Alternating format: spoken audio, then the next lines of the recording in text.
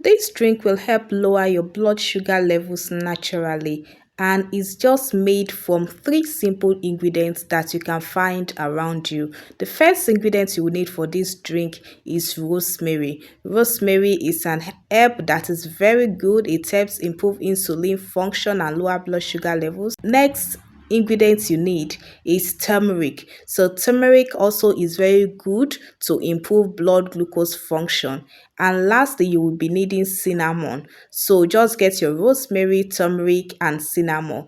Get a pot, put water in it, pour in your rosemary, pour in your turmeric, pour in your cinnamon, and just leave it to boil for like 9 minutes. Let it boil for like 9 minutes. Then after that, sieve it and drink. You can drink it first thing in the morning and last thing before you go to bed. Don't forget to like this video and share it within your circle so that a lot of people can benefit from it. See you in my next one.